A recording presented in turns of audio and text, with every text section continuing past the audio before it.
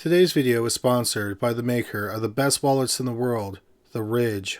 Usually, I'm terrible at picking out gifts for my family, but this year I got all my family members Ridge wallets for Christmas, and they loved them. Each of them got a different design of wallet, and they were all impressed at how cool they looked. Ridge wallets come in 3 different materials, and they have dozens of different designs. It's incredibly fun to go through their website and pick out the wallets you want. The hardest part is narrowing it down to which wallet or wallets you're actually going to get. Or you can do what I did and start a collection of wallets. Ridge wallets are durable and practical.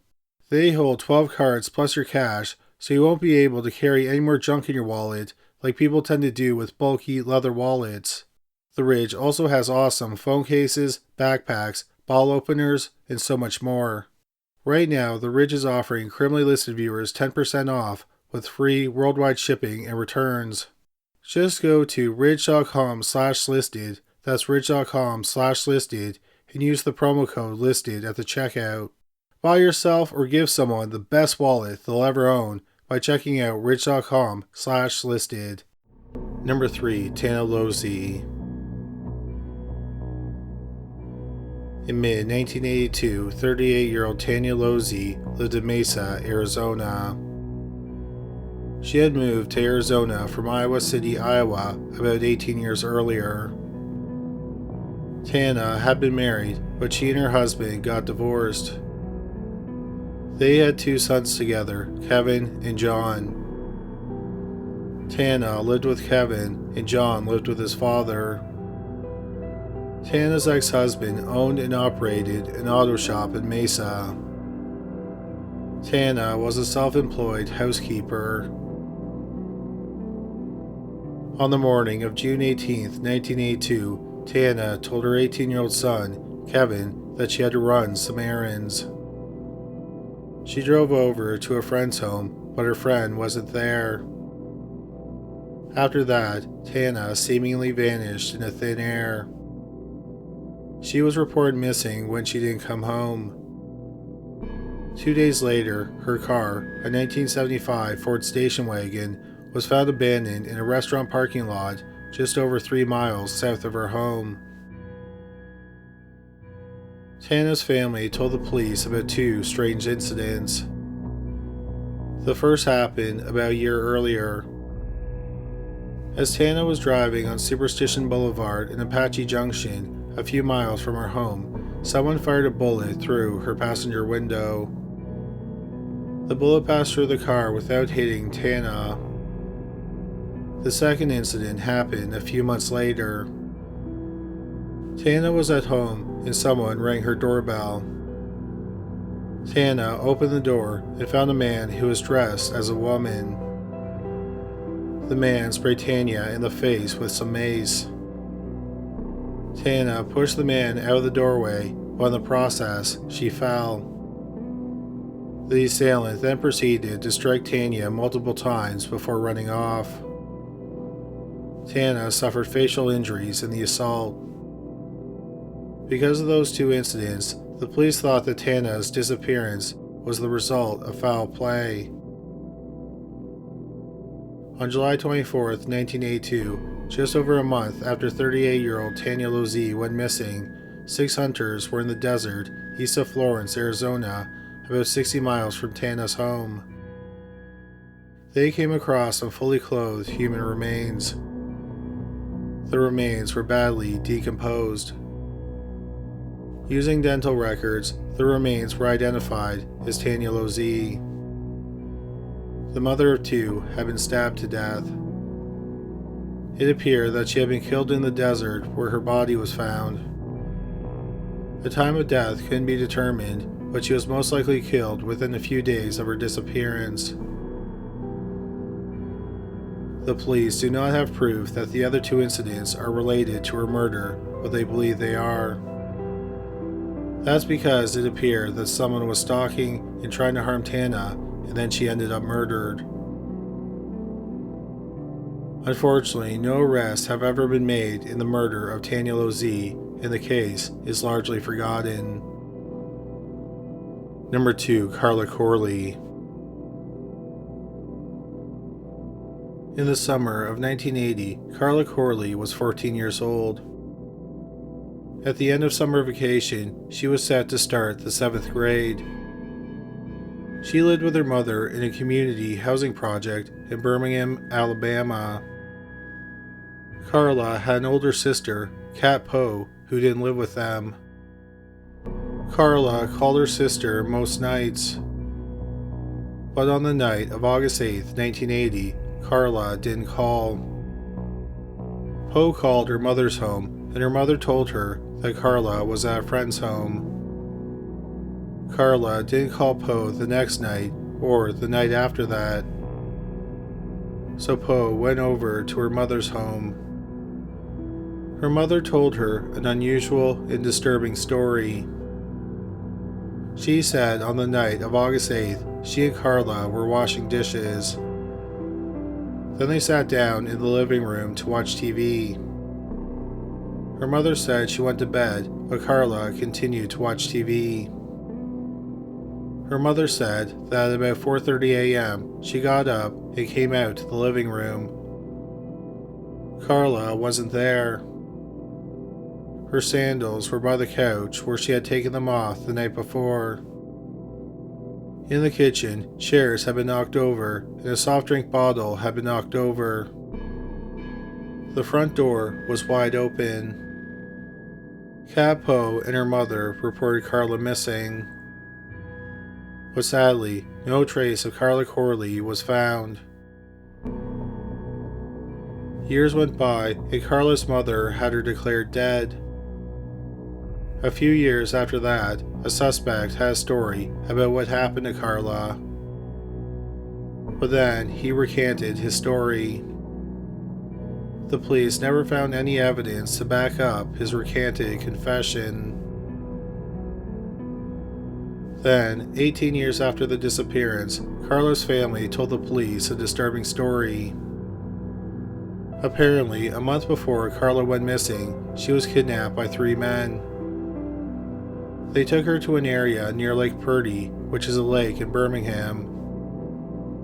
They spent several hours gang raping her.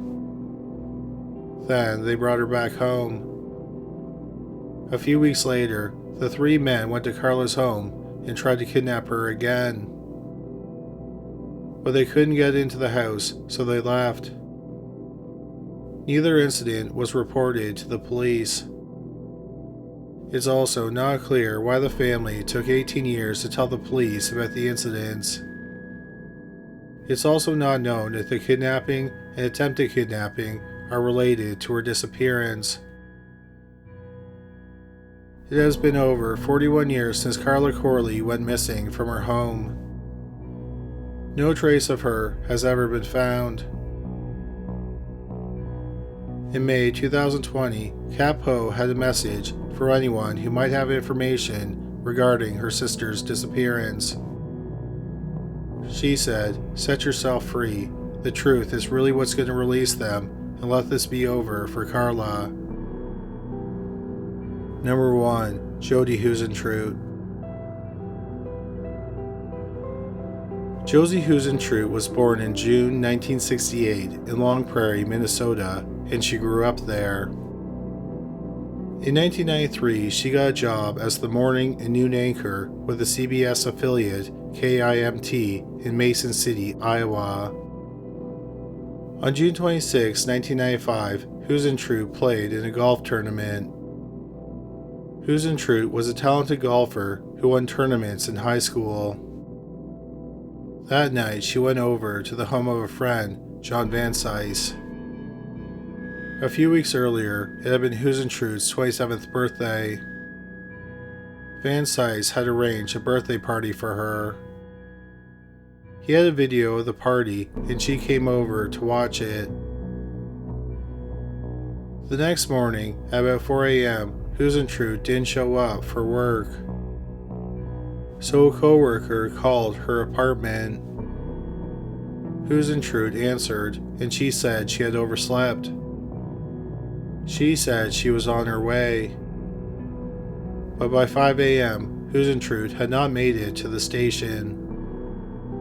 By 7 a.m., Huisentruit still had not made it to work, and she had not contacted any of her co-workers. So her co-workers called the police and asked them to do a welfare check. In the parking lot of Huisentrut's building, they found her car, a red Mazda Miata. They found several items scattered around her car, including a bent key, a hairdryer, a ball of hairspray, and red shoes. They also found a palm print on the car. The police thought that these were signs of a struggle. It appeared that Huisentruit was kidnapped and forced into a vehicle. But beyond that, there were no clues as to what happened to 27-year-old Jodi Huisentruit. After Huisentruit went missing, John Van Cise went to the police and told them that he saw her the night before, effectively making him the last person who saw her alive. He said he knew nothing about her disappearance. In March 2017, the police got a warrant for GPS data for his 2 vehicles, but no other action has been taken against him. John Van Cise has never been publicly identified as a suspect. One person who was identified as a suspect was a rapist named Tony Jackson. Jackson supposedly told a cellmate that he had killed Huisentruit and buried her body on a farm. The police searched the farm that Jackson talked about, and nothing was found. The police later said that Jackson was not a viable suspect. Another possibility is that someone became obsessed with Huisentruit while watching her on TV, and he started stalking her. In October 1994, about 10 months before Huisentruit disappeared, she was out jogging. As she jogged, a man driving a black truck started following her.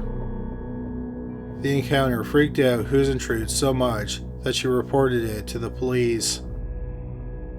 But the police never identified the driver of the black truck. Huisentrut's sister also said that shortly before she went missing, she was receiving strange phone calls.